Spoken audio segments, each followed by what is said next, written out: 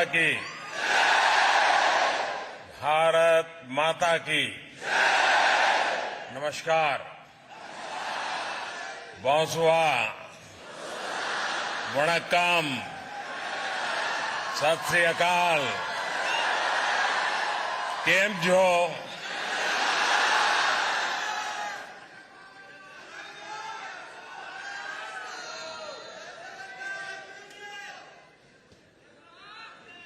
आज का ये नजारा, ये दृश्य अपने आप में अद्भुत है।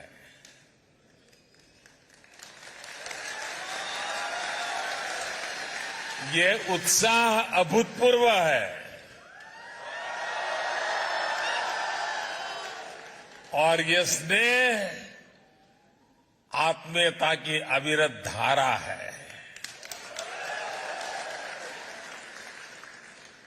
ये स्वागत उल्लास से भर देने वाला है। देश से दूर जब मैं भारत माता की जय का आह्वान सुनता हूं, कहीं से आवाज आती है नमस्कार, तो ऐसा लगता है जैसे घर आ गया हो।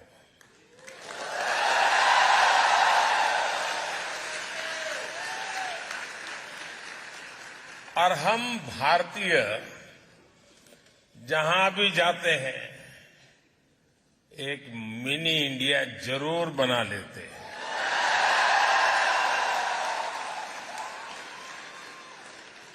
और मुझे आज बताया गया कि आज इस समारोह में बहुत लोग ऐसे हैं जो 11-11, 12-12 घंटे सफर करके यहां पहुंचे हैं।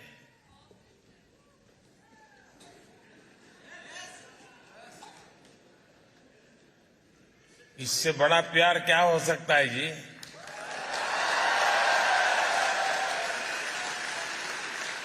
और हम जानते हैं कि टेक्नोलॉजी के जमाने में किसी के लिए भी घर बैठ करके मोबाइल फोन पर लाइव टेलीकास्ट सुनना कोई मुश्किल काम नहीं है।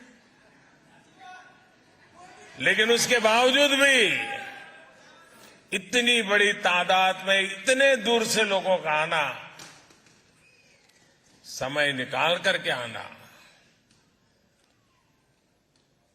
और मेरे लिए तो ये एक बहुत बड़ा सौभाग्य का अवसर है कि मुझे आप सबके दर्शन करने का अवसर मिला है।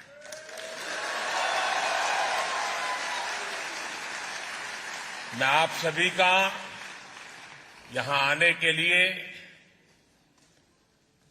हृदय से बहुत बहुत आभार व्यक्त करता हूं।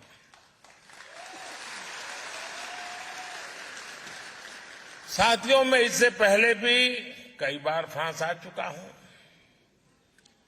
लेकिन इस बार मेरा फ्रांस आना और भी विशेष है। कल फ्रांस का नेशनल डे है। मैं फ्रांस की जनता को बहुत बहुत बधाई देता हूं।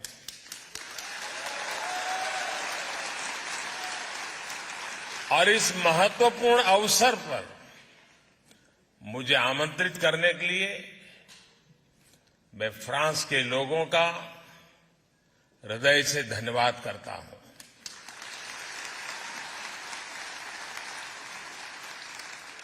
आज दिन में प्राइम मिनिस्टर एलिजाबेथ बोर्न मुझे एयरपोर्ट पर रिसीव करने आई थी।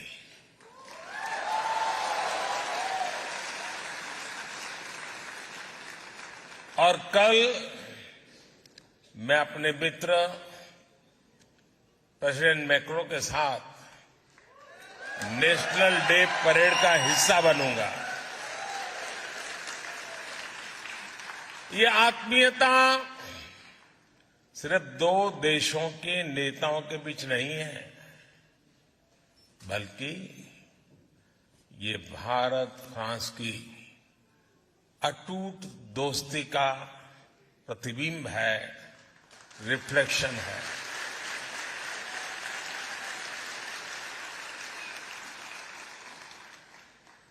फ्रांस का नेशनल एंथम कहता है, मार्शो मार्शो, यानी लेटेस्ट मार्च लेटेस्ट मार्च। हमारे यहां भी वैदिक काल से जो मंत्र हमें प्रेरणा देता रहा है वो है चरैवेति चरैवेति, यानी चलते रहिए चलते रहिए, लेट्स मार्च लेट्स मार्च। और यही भावना कल हमें नेशनल डे परेड में भी दिखाई देने वाली है। जल थल नभ में भारत की रक्षा करने वाली तीनों सेनाओं के जवान कल परेड में हिस्सा लेने वाले हैं।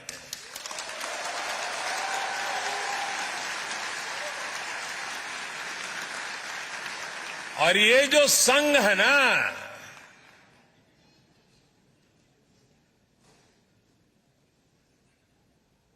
कुछ विशेष संघ है।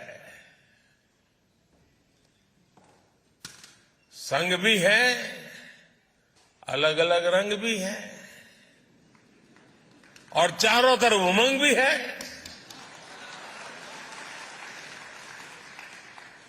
ये वाकई अद्भुत है।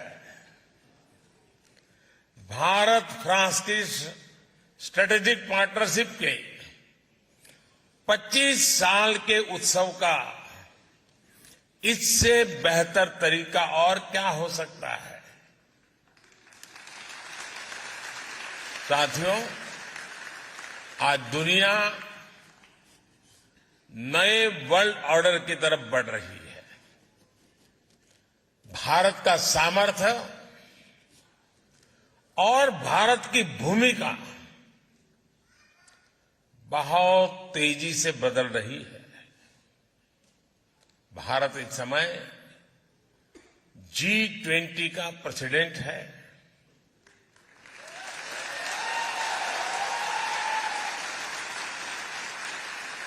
पहली बार किसी देश की प्रेसिडेंसी में ऐसा हो रहा है जब उस देश के कोने कोने में 200 से ज्यादा बैठकें हो रही है।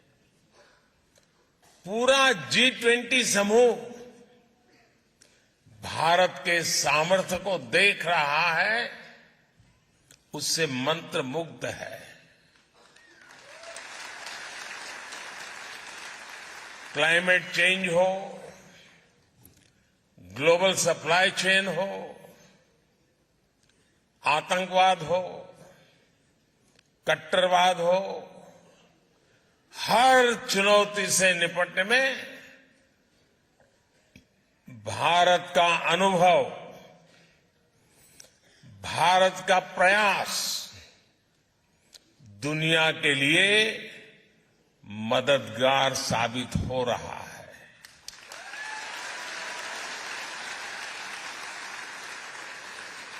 भारत कहता है, एकम सत विप्रा बहुधा वदंती, यानी सत्य एक ही है, उसको व्यक्त करने के तरीके अलग अलग हो सकते हैं।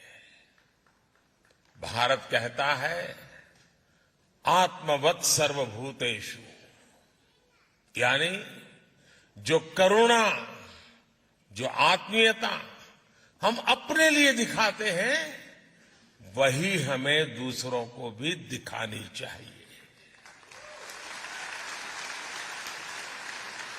भारत कहता है, संगच्छध्वम संवदध्वम संवो मनांसि जानता, यानी हम सब एक साथ चले, एक साथ बोले, हमारे मन एक हो।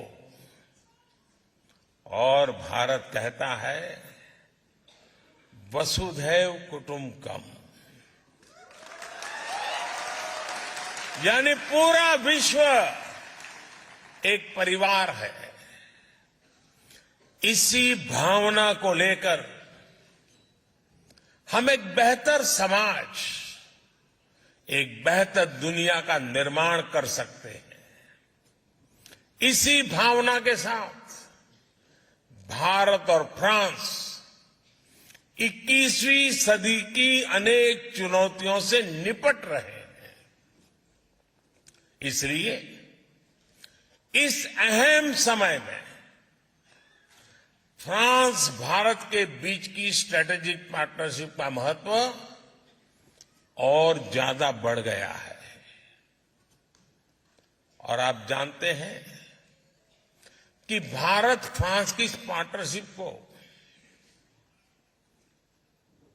कौन लगातार मजबूत कर रहा है? कौन इसे मजबूत कर रहा है? कौन कर रहा है? कौन कर रहा है? कौन दोनों देशों के संबंधों को नया आयाम दे रहा है? आपका जवाब सही नहीं है। ये मोदी नहीं कर रहा है।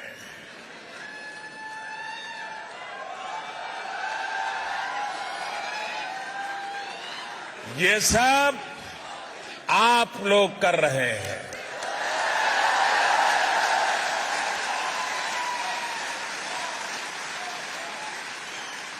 हमारा पीपल टू पीपल कनेक्ट दोनों देशों को लोगों के बीच आपसी विश्वास इस साझेदारी का सबसे मजबूत आधार है।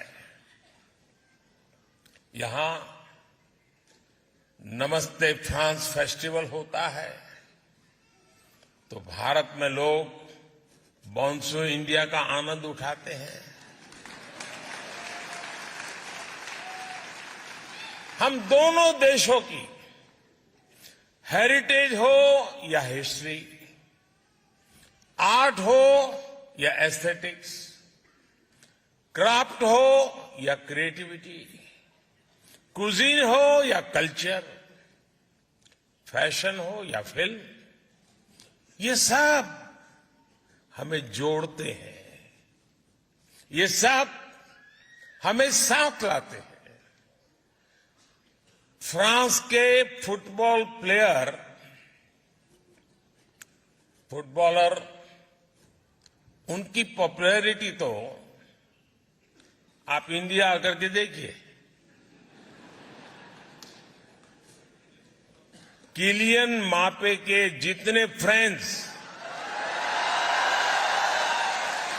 फ्रांस में नहीं होंगे, उससे ज्यादा वो भारत के युवाओं में सुपरहिट है।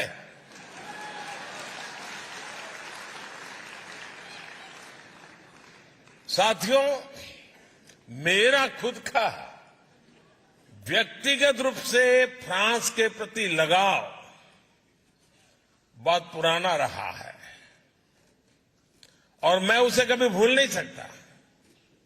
करीब करीब 40 साल पहले गुजरात में, अहमदाबाद में फ्रांस के एक कल्चरल सेंटर अलायंस फ्रांसे की शुरुआत हुई थी और भारत में फ्रांस के उस कल्चरल सेंटर का पहला मेंबर आज आपसे बात कर रहा है।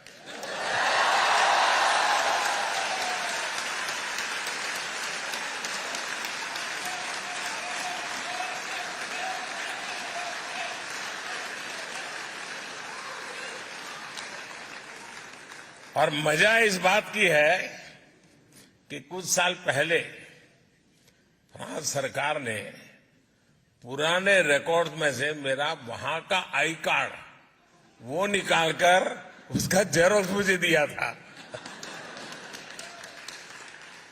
और वो उपहार मेरे लिए आज भी अनमोल है। साथियों, भारत और फ्रांस के ऐतिहासिक रिश्तों पर कहने के लिए मेरे पास इतना कुछ है, बहुत लंबा समय निकल जाएगा। फिर आपका क्या होगा?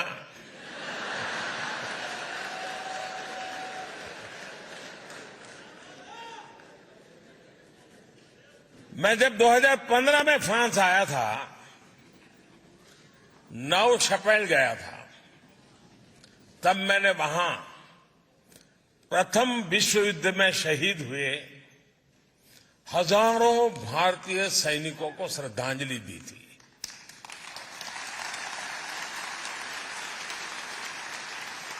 सौ साल पहले ये भारतीय सैनिक फ्रांस के गौरव की रक्षा करते हुए, अपना कर्तव्य निभाते हुए फ्रांस की धरती पर शहीद हुए थे।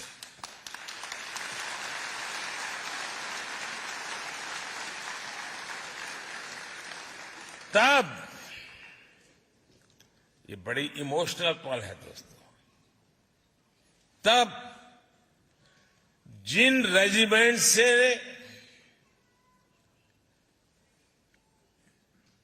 उन जवानों ने, उस रेजिमेंट के जवानों ने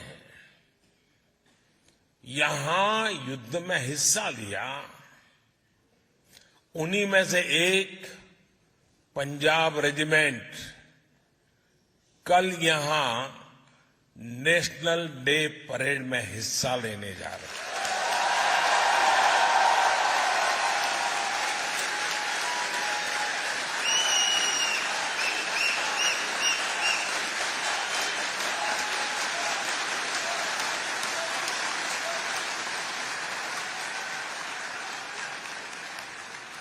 सौ साल का ये इमोशनल कनेक्ट सर्वोच्च बलिदान देने की परंपरा किसी की भलाई के लिए,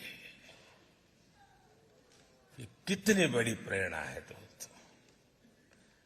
कौन हिंदुस्तानी होगा जिसको इस बात का गर्व न हो।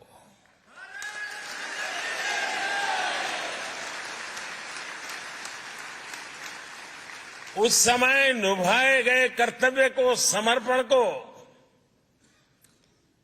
इस धरती पर आज इतने गौरव से, सम्मान से याद किया जा रहा है।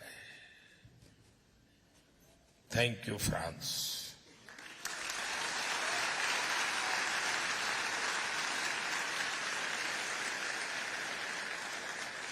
मुझे विश्वास है आज आप भारत फ्रांस के संबंधों को मजबूत बनाने के लिए जो कुछ कर रहे हैं, उस योगदान को मैं आपको बता रहा हूं, आपके लिए कह रहा हूं।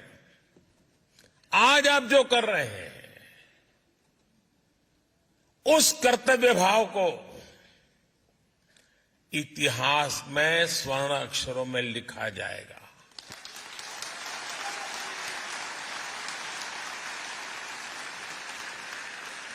साथियों, फ्रांस का गौरवगान करते हुए महात्मा गांधी ने कहा था, लिबर्टी, इक्वलिटी एंड फ्रेटर्निटी। दुनिया को इन तीन शब्दों की शक्ति समझाने वाला देश फ्रांस है। ये महात्मा गांधी ने कहा था। जिस समय विश्व के अधिकांश देश भारत को सिर्फ आधिपत्य जमाने की दृष्टि से देखते थे, तब नोबेल पुरस्कार विजेता रोमा रोला ने कहा था, India is the mother of our civilization.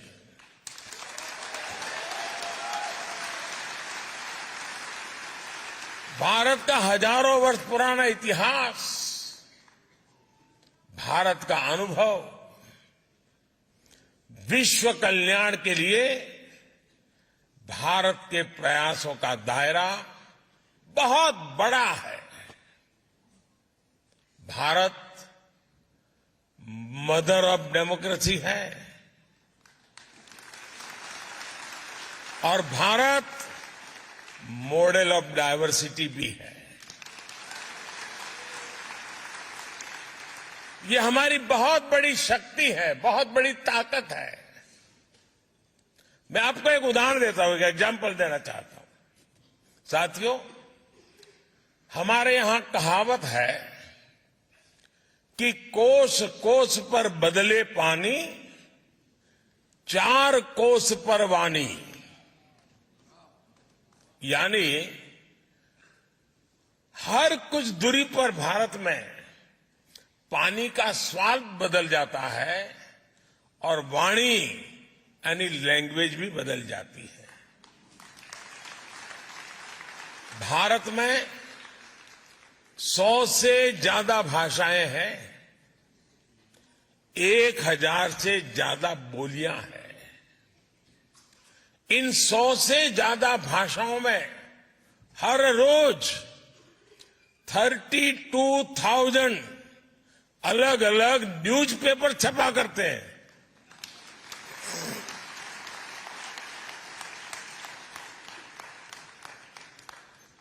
इन 100 से ज्यादा भाषाओं में 900 से ज्यादा न्यूज ब्रॉडकास्ट यानी चैनल्स पर, टीवी पर न्यूज ब्रॉडकास्ट होते हैं।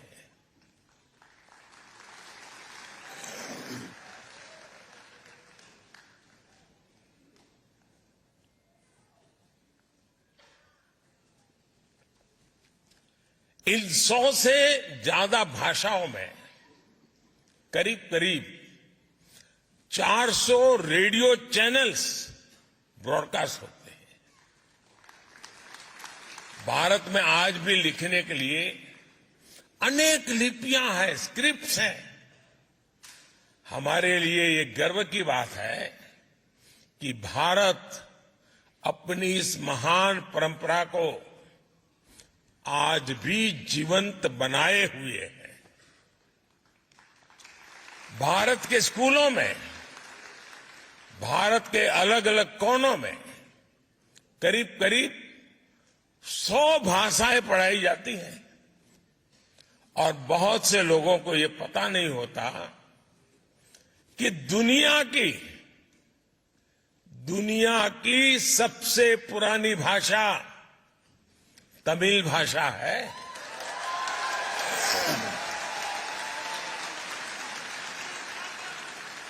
और इससे बड़ा गर्व क्या हो सकता है कि दुनिया की सबसे पुरानी तमिल भाषा भारत की भाषा है, हम भारतीयों की भाषा है।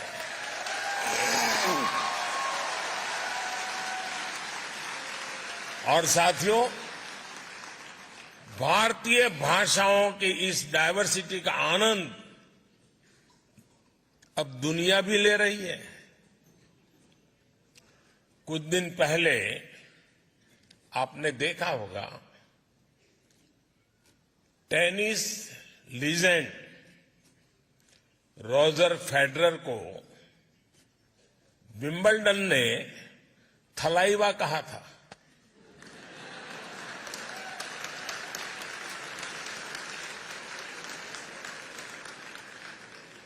यही डायवर्सिटी हमारे लोकतंत्र की सबसे बड़ी ताकत है। आज इसी ताकत के दम पर हर भारतीय अपने सपने पूरे कर रहा है, देश और दुनिया को आगे बढ़ा रहा है। आज कौन ये सुनकर गर्व से नहीं भर जाएगा कि भारत 10 साल में दुनिया की 10वीं से 5वीं बड़ी इकोनॉमी बन गया।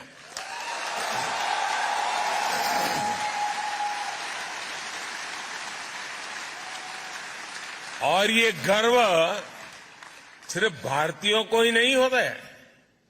आज पूरी दुनिया ये विश्वास करने लगी है कि भारत को $5 ट्रिलियन इकोनॉमी बनने में देर नहीं लगेगी।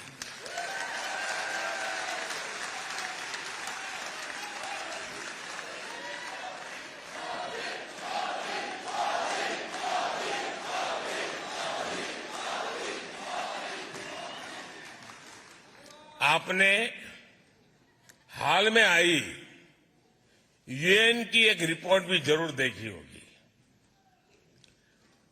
उस रिपोर्ट में यूएन कहता है सिर्फ 10-15 साल के भीतर ही भारत ने 415 मिलियन यानी लगभग 42 करोड़ देशवासियों को 42 करोड़ देशवासियों को गरीबी रेखा से बाहर निकाला है।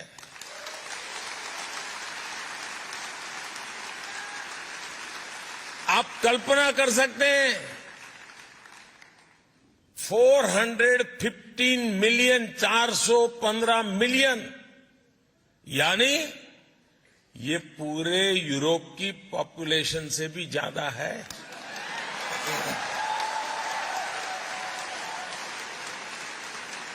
ये पूरे अमेरिका की पॉपुलेशन से भी ज्यादा है। आईएमएफ की भी एक स्टडी कहती है कि भारत में एक्सट्रीम पॉवर्टी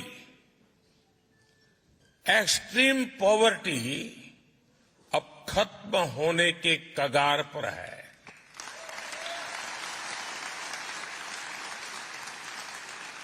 भारत जब इतना बड़ा काम करता है तो इसका फायदा सिर्फ हमें ही नहीं, सिर्फ भारत को ही फायदा होता है ऐसा नहीं, लेकिन पूरी मानवता को लाभ होता है। भारत के आगे बढ़ने से दुनिया के डेवलपमेंट पैरामीटर्स बदलते हैं,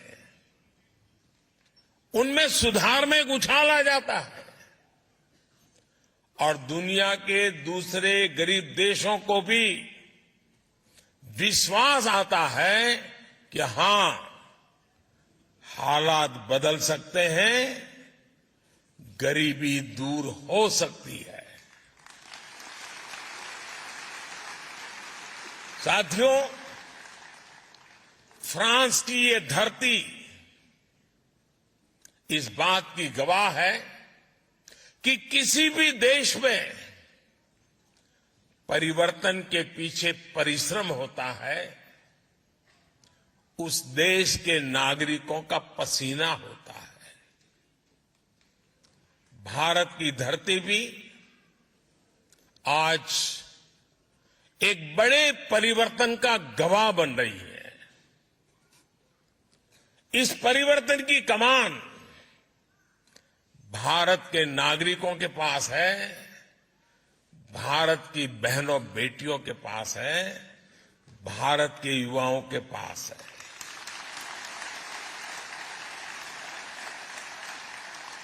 आज पूरा विश्व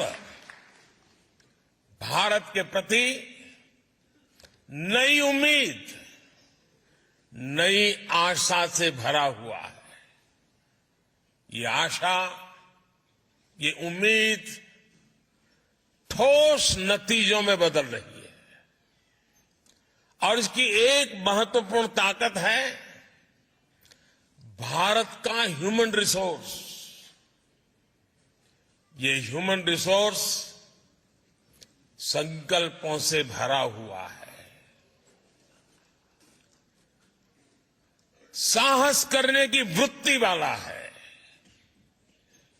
ये भारत की डेमोक्रेटिक वैल्यूज के साथ मानवता के कल्याण के लिए मजबूती से कदम आगे बढ़ा रहा है। साथियों, आज का भारत अपनी वर्तमान चुनौतियों, दशकों से चली आ रही समस्याओं, उनका स्थायी समाधान कर रहा है। भारत ठान के बैठा है कि ना कोई अपॉर्चुनिटी गंवाएंगे और ना ही एक पल का समय गंवाएंगे।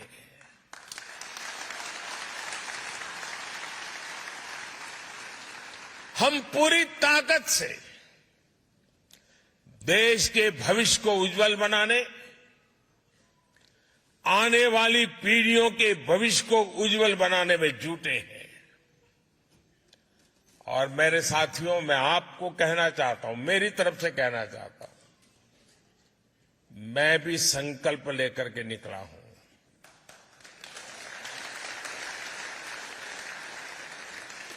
शरीर का कण कण और समय का पल पल सिर्फ और सिर्फ आप लोगों के लिए है, देशवासियों के लिए।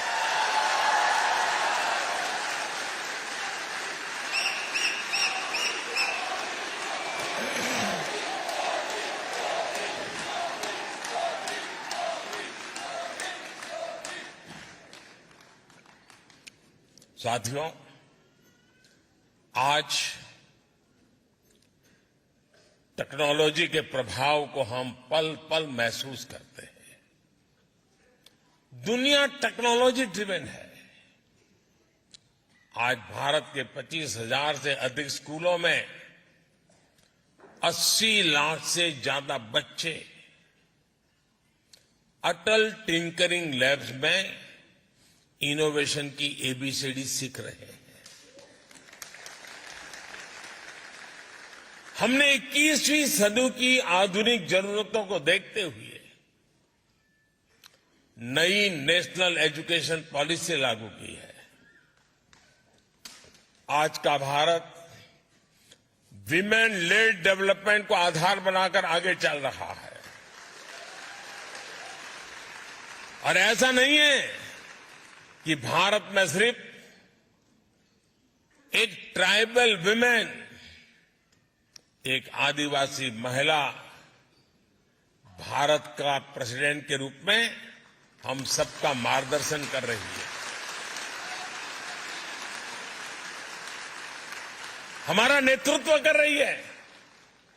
आज भारत में लड़कियां भी हर सेक्टर में लीडरशिप की भूमिका में दिख रही है।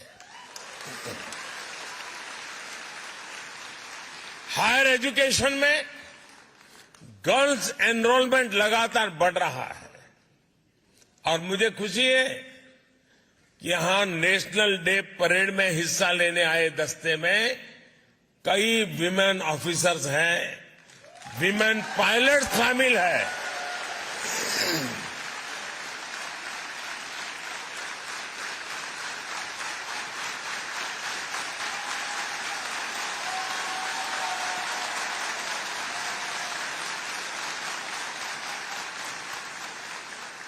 साथियों, 21वीं सदी की दुनिया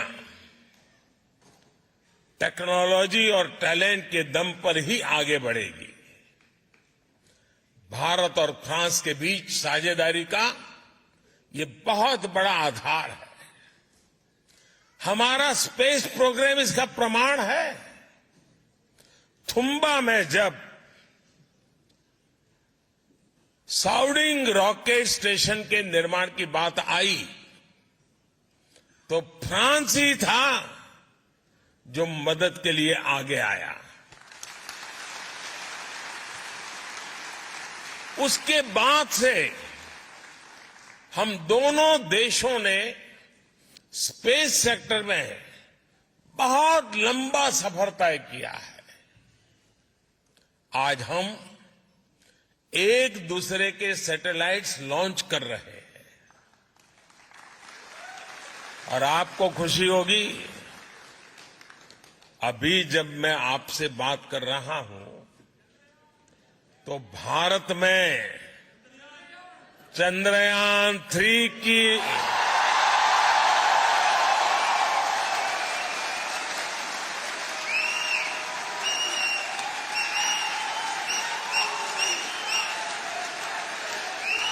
चंद्रयान-3 की लॉन्चिंग के लिए रिवर्स काउंटिंग की गूंज सुनाई दे रही है।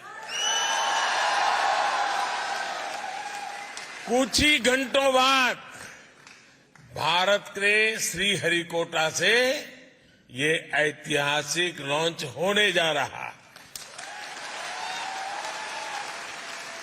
साथियों, स्पेस की तरह ही ऐसे अनेक सेक्टर्स हैं जिसमें भारत और फ्रांस की पार्टनरशिप दुनिया को नई दिशा देने में मदद कर सकती है। इंटरनेशनल सोलर अलायंस दुनिया को बहुत कुछ देने का सामर्थ्य रखता है। अब ऐसी पार्टनरशिप हम clean energy, critical and strategic technologies, clean transportation, electronics and communications, circular economy, health and nutrition, ऐसे कई सेक्टर में, हर सेक्टर में सशक्त करने का काम साथ मिलकर कर रहे हैं। बहुत कम लोगों को पता होगा, भारत और फ्रांस मिलकर बहुत लंबे समय से आर्कियोलॉजिकल मिशन पर भी काम कर रहे हैं और इसका विस्तार चंडीगढ़ से लेकर लद्दाख तक फैला हुआ है।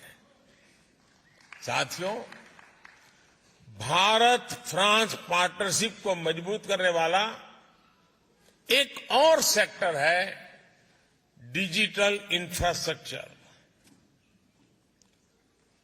ये इंडस्ट्री 4.0 उसका भी बहुत बड़ा आधार है। आज दुनिया का, और आपको जरूर गर्व होगा ये सुनकर के, आज दुनिया का 46% real time digital transaction Bharat में होता है।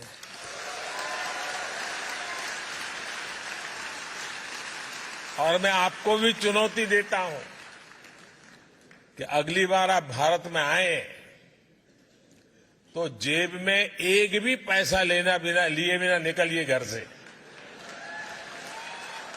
खाली जेब, सिर्फ मोबाइल फोन पर यूपीआई ऐप को डाउनलोड करके रख लीजिए। आप पूरा हिंदुस्तान घूम करके आएंगे, एक नए पैसे कैश की जरूरत के बिना आप अपना गुजारा कर सकते हैं।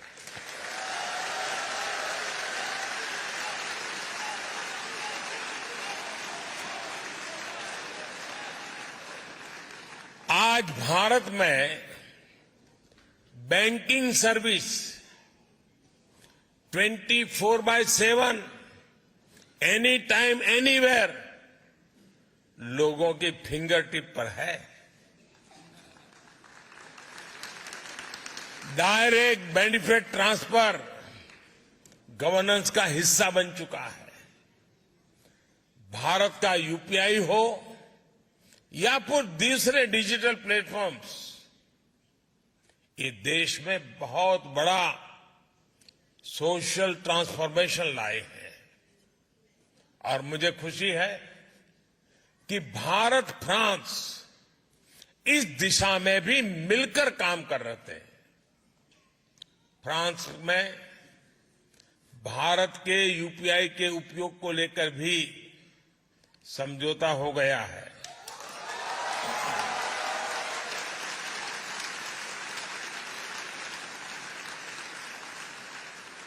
अब मैं तो समझौता करके चला जाऊंगा, आगे बढ़ाने का काम आपका है।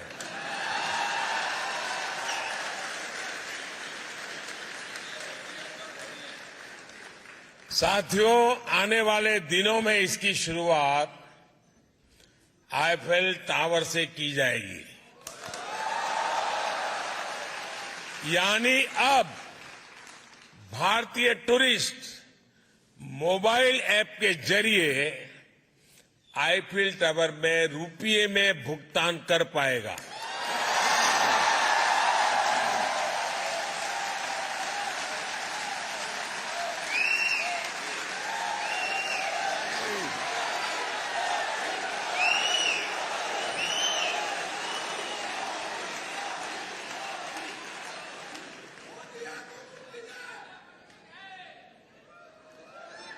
हाँ, मोदी है तो मुमकिन है, लेकिन आपकी आवाज ठीक नहीं कर सकता है।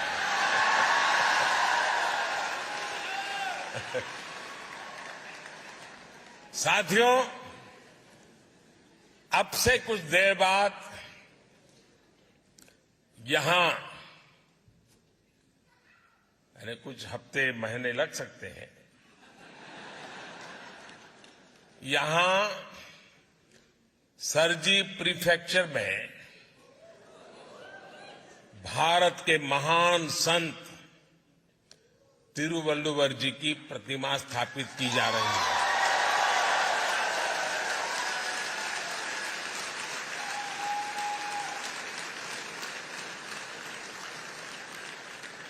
और संत तिरुवल्लुवर जी ने कहा था, इंद्रू पोड़ुदिन पेरित उवक्कुम तन मगैने चांद्रोन एनकेट ताय।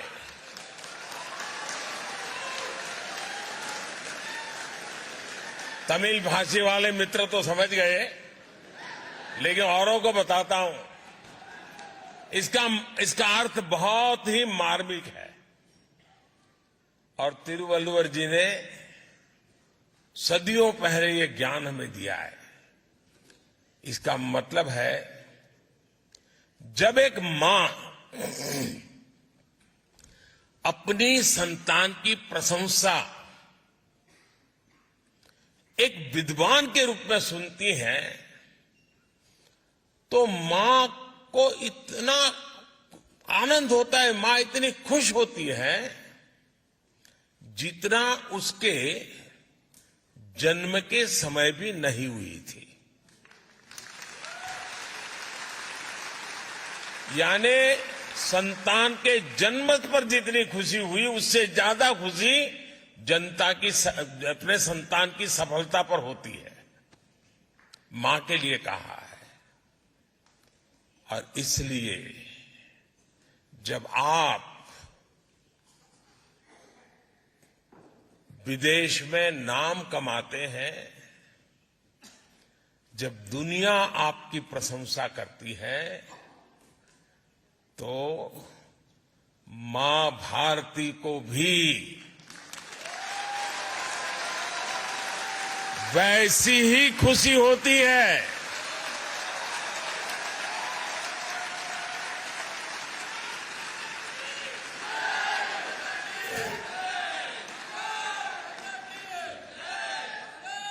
विदेशी धरती पर मां भारती को अपने हृदय में रखने वाली मां भारती के हर संतान को मैं भारत का ब्रांड एम्बेसडर मानता हूं। आप भारत के राष्ट्रदूत हैं। मैं जानता हूं कि भारतीय कहीं भी रहे, लेकिन अपना दिल भारत के लिए भी धड़कता है।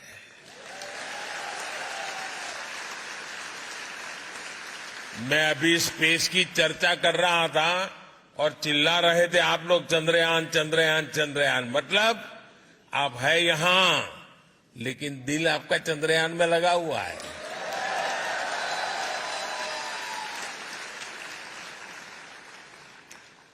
इसलिए ही फ्रांस सहित पूरी दुनिया में फैला हुआ हमारा जो इंडियन डायस्पोरा है, उस इंडियन डायस्पोरा ने रेमिटेंस का नया रिकॉर्ड बना दिया है। आप लोगों ने नया रिकॉर्ड बनाया है। बताऊं आपको? आपको पता नहीं है ना? हाँ। कोई बात नहीं, आपके पराक्रम के गीत भी मैं गाता रहता हूं।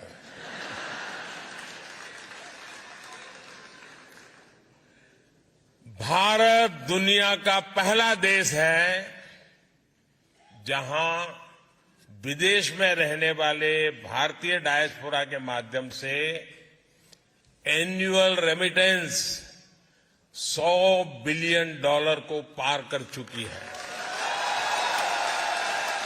मेरा आपसे आग्रह है, आपको अब भारत में निवेश के लिए भी पूरे उत्साह से आगे आना होगा।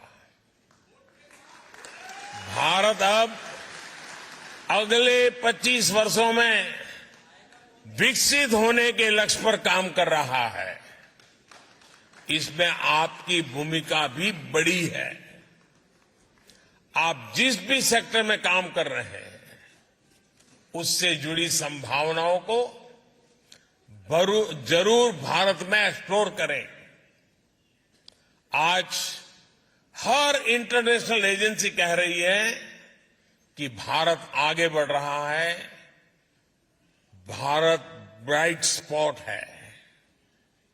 भारत में इन्वेस्टमेंट की अभूतपूर्व अपॉर्चुनिटी बन रही है। आप भारत में इन्वेस्ट करिए। और आप जो जब कह रहा हूं ना, तो बाद में शिकायत मत करना कि मोदी ने तो बताया ही नहीं था। अभी अवसर है, और मैंने तो लाल किले से कहा था, यही समय है, सही समय है।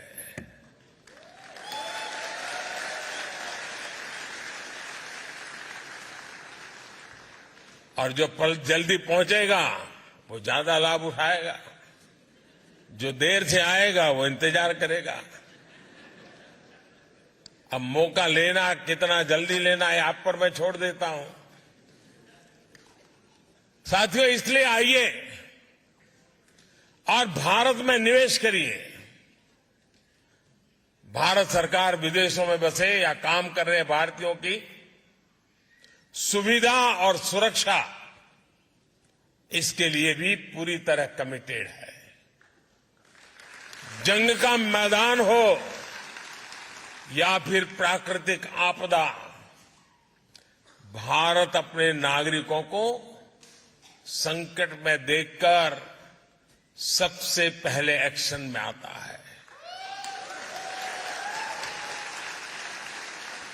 यूक्रेन हो या सूडान, यमन हो या अफगानिस्तान, इराक हो या नेपाल, हमने भारतीयों की सुरक्षा के लिए पूरी ताकत लगाई है।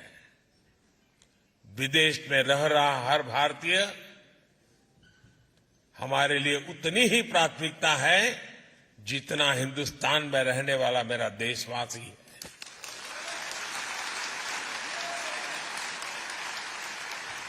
कुछ वर्ष पहले जब नीति आयोग बना तो हमने इंडियन डायस्पोरा के सामर्थ्य और योगदान को उचित स्थान दिया है। इसमें मुझे कहते हुए खुशी है कि रीयूनियन आइलैंड में ओसीआई कार्ड को लेकर जो दिक्कतें थी, अब वो दूर हो गई है। अब वहां ओसीआई कार्ड इश्यू होने लग गए हैं। अब हम कोशिश कर रहे हैं कि मार्टिनिक और ग्वादेलूप में भी इसका समाधान निकाला जाए। साथियों, फ्रांस सहित अनेक देशों में अनेक साथी ऐसे हैं जो एकेडमिक से जुड़े हैं, रिसर्च से जुड़े हैं, टीचर है, प्रोफेसर्स हैं। मैं जब विदेश में ऐसे एकेडमिशियंस और प्रोफेशनल से मिलता हूं तो वो भी अक्सर कहते हैं कि उनके पास जो अनुभव है, ज्ञान है, एक्सपीरियंस है, उसे भारत के साथ कैसे जोड़ सकते हैं। और मैं आपको एक खुशखबरी देता हूं, इनकी इस इच्छा को भी हमने मान रखा है। ऐसे साथियों के लिए भारत के इंस्टीट्यूशंस में पढ़ाना अब आसान किया गया है। पिछली बार जब मैं फ्रांस आया था तब तय हुआ था कि फ्रांस में पढ़ने वाले भारतीय स्टूडेंट्स को 2 साल का पोस्ट स्टडी वर्क वीजा दिया जाएगा।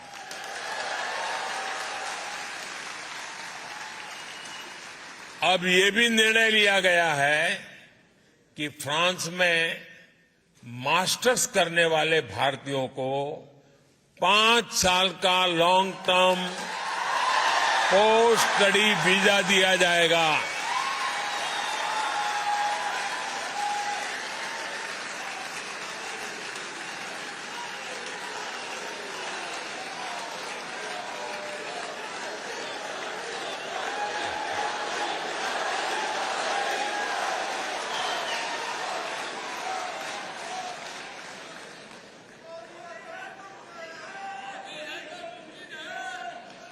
भारत सरकार ने फ्रांस सरकार की मदद से मार्से में नया कॉन्सुलेट खोलने का भी फैसला किया है।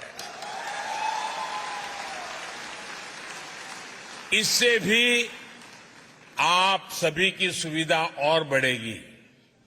साथियों, मेरा फ्रांस के अपने दोस्तों से, यहां के नागरिकों से एक और आग्रह भी है। भारत इतना विशाल है, इतनी विविधताओं से भरा है कि हम भारतवासियों के लिए भी इसे पूरी तरह से देखने समझने के लिए एक जन्म कम पड़ जाता है। ऐसे विशाल भारत को देखने के लिए आज दुनिया उत्सुक है। आपको अपने इंटरेस्ट का कुछ न कुछ भारत में अवश्य मिलेगा। भारत में टूरिज्म का विस्तार साइट सीइंग से कहीं ज्यादा है। आप भारत की डायवर्सिटी देखेंगे तो भारत के दीवाने हो जाएंगे। हिमालय की ऊंची ऊंची पहाड़ियों से लेकर घने जंगलों तक, तपते रेगिस्तान से लेकर खूबसूरत समुद्र तटों तक, एडवेंचर स्पोर्ट से लेकर ध्यान और योग उसके केंद्रों तक, भारत के पास हर किसी के लिए कुछ न कुछ देने के लिए है। भारत की इस डायवर्सिटी को फील करने के लिए, उसे समझने के लिए हमारे फ्रेंच दोस्तों को भारत लाना ये आप सबकी जिम्मेवारी है।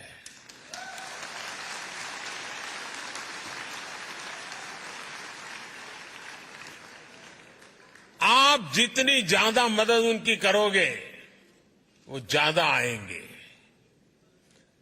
मेरे भारत के आप मेरे भाई बहन, मेरे इंडियन डायस्पोरा इस काम को बखूबी कर सकते हैं। जिस तरह मोबाइल में या कंप्यूटर में एक्सेस कोड या पासवर्ड डालने के बाद एक नई दुनिया खुल जाती है, वैसे ही इंडियन डायस्पोरा भारत का एक्सेस कोड है, पासवर्ड है।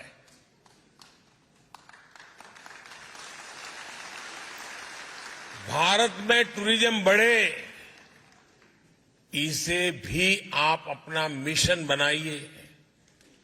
भारत आने का मतलब है हजारों साल की विरासत का अनुभव करना, इतिहास का अनुभव करना। आप भारत आएंगे तो भारत की विरासत के साथ साथ ही विकास की भी गति देखेंगे। साथियों, हम संकल्प करें, हमारी पूरी क्षमता से, हमारे अनुभव से, हमारे संपर्कों से, संबंधों से फ्रांस के नागरिकों को बहुत बड़ी मात्रा में भारत के साथ जोड़े। आप जब आए तो उनको भारत लेके आए, आप उनको भारत जाने के लिए प्रेरित करें। हमारा पीपल टू पीपल कांटेक्ट बढ़ेगा तब सिर्फ टूरिज्म नहीं बनता है, वो तो होता ही जाता है, लेकिन उससे जो अपनेपन का सामर्थ्य पैदा होता है ना, वो पीढ़ी दर पीढ़ी की एक अनमोल विरासत बन जाती है। और मुझे विश्वास है दोस्तों कि आप कभी इसमें पीछे नहीं रहेंगे। आप इतनी बड़ी तादाद में आए, आप सबके दर्शन करने का मुझे अवसर मिला। मैं आपका हृदय से बहुत बहुत आभार व्यक्त करता हूं, बहुत बहुत धन्यवाद करता हूं। हमारे साथ बोलिए भारत माता की, भारत माता की, भारत माता की। धन्यवाद।